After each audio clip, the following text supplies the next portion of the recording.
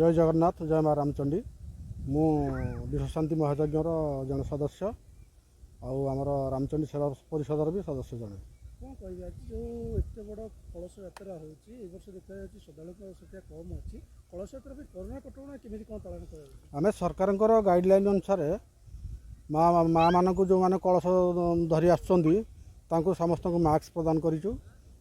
समस्त को distance maintain करने भी कहुई ब्याच ब्याच ब्याच करी आम कलश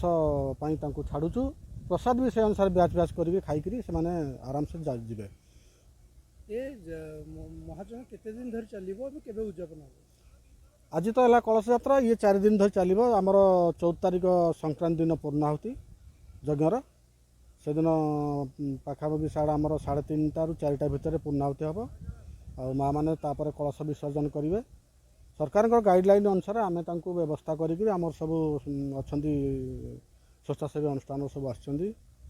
आमर किसी भलांटियर भी अच्छा समस्त माँ मान को माने डिस्टेंस मेंटेन करी सब प्रकार कलश विसर्जन करेंगे से अनुसार जी सरकार ये है आमर बर्तमान 26तम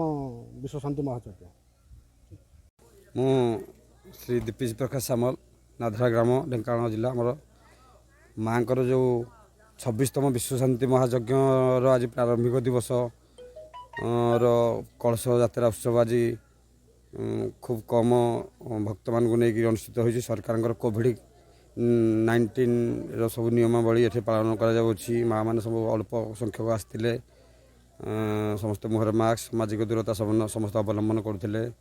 मंदिर परिसर मत सानिटाइजर आगर कर समस्त आज सानिटाइजर हाथ में समस्त कलश स्थापन कर सारा विश्वर मंगल माँ का पाखे जो 26तम विश्वशांति महायज्ञ आज अनुष्ठित होगा जाऊँगी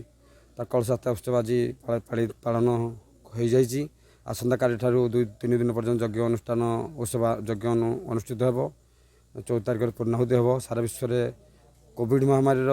किपरि अंत घटू कोविड महामारी आम भारत जनसमाज विश्व सारा विश्व विजय लाभ करूँ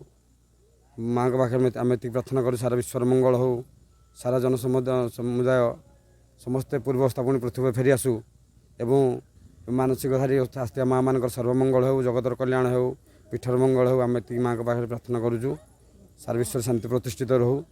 और समस्त भक्त मानकर पिलामानकर समस्त उत्तरोत्तर उन्नति हो समस्त माँ घंट घोड़े रखु आसी आमर जो सांबादिक भाई मानकर